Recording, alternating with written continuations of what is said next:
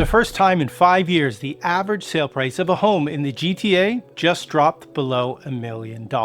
And everyone's asking the same question. Is this the bottom of the Toronto real estate market, or should I wait for prices to drop even further? In my 20-year career as a realtor, I have seen multiple market cycles, including the 2009 and 2017 downturns. And I can tell you that calling the absolute bottom of any market is a very difficult thing to do. But there are indicators that we can look at to tell us whether or not we're getting closer to the bottom, or whether there's still more pain ahead. In this video, I'm going to break down the data, and I'm going to show you two important factors that I'm watching closely right now in the GTA housing market, and that I think you should be watching too, especially if you're thinking about buying or selling Toronto real estate in 2026. If you're new here, my name is Jason with the Bondy-Sawyer real estate team.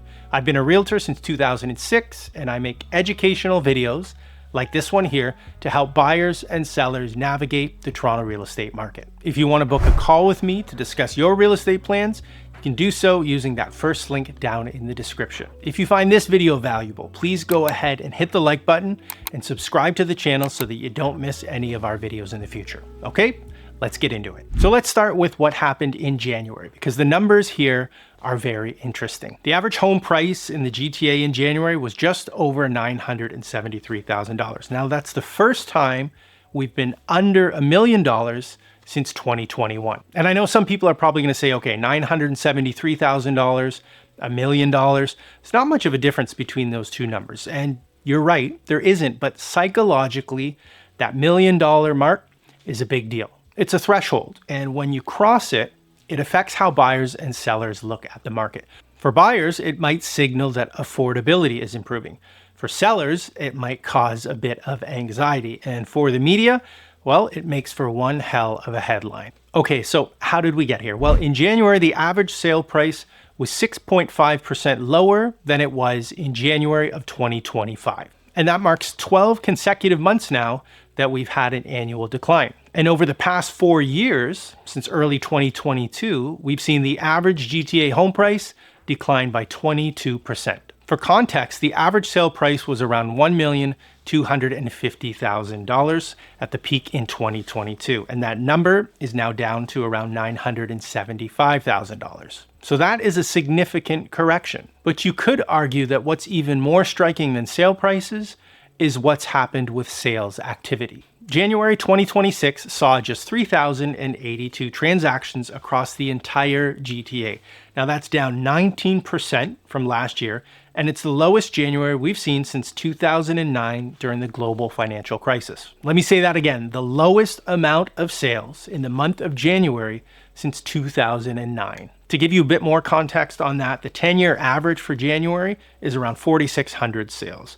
So last month we were just under 3,100. That's a 33% dip below normal. So the market isn't just slow, it's dramatically slow. So sale prices are down, sales activity is down, but are we at the bottom of the market? Well, that is the $1 million question. And to try and answer that question, there are a couple of indicators that I am watching very closely right now. The first indicator is new listings. In January, new listings dropped 13% year over year. Now that's the largest annual decline that we've seen in almost 3 years. So why does that matter? Well, when new listings are falling, it means that sellers are pulling back. So they're not flooding the market with new inventory. And when supply starts to tighten, it helps reduce that downward pressure on prices. Now, don't get me wrong, we still have elevated levels of inventory. Active listings are up 8% year over year.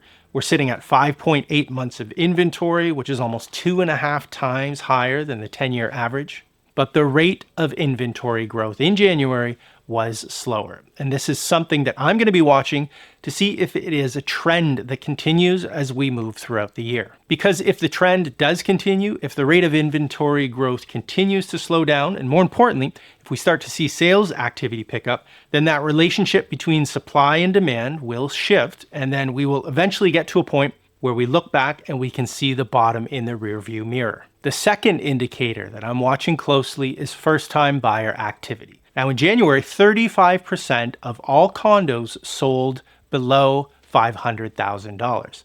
Last year at this time, that number was only 17%. So we've more than doubled the share of all condos that sold under $500,000 in just 1 year. Now, granted, part of that is due to the fact that the average sale price of a condo has come down, but either way, the numbers still suggest that first-time buyer activity is picking up. And the same is true for low-rise homes as well.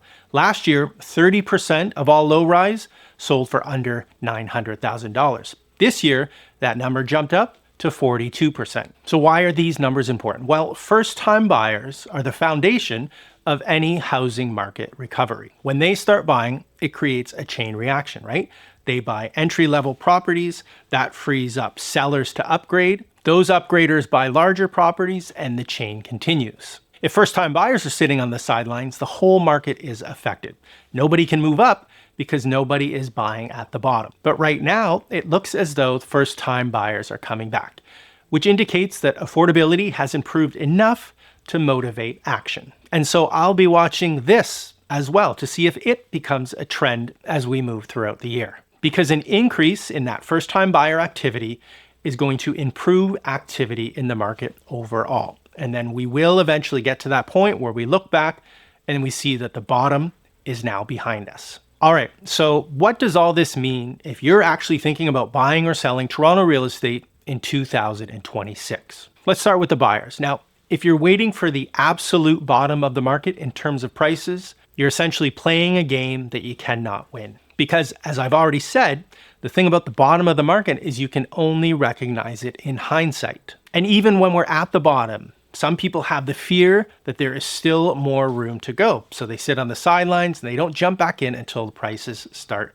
moving up again, at which point some of the best deals are no longer to be had. So instead of perfectly trying to time the bottom of the market, focus on this question instead. If I buy today, will I be happy with this decision in 5 to 10 years? Because if you're buying with a long-term horizon and you plan on staying at least 5 years, then buying near the bottom is almost as good as buying at the bottom. What matters more, I would argue, is did you buy a good property in a good location that meets your needs? And with the increased inventory right now, you can be picky, right? You have selection. You can take your time, you can negotiate, and you can buy the right property instead of settling. Now, what about if you're a seller right now? Well, if you're selling, you have to face the fact that we are in a market that favors the buyers. They have more leverage right now. With 5.8 months of supply and only just over 3,000 sales in January, buyers can afford to be patient, and they can walk away if your price isn't competitive.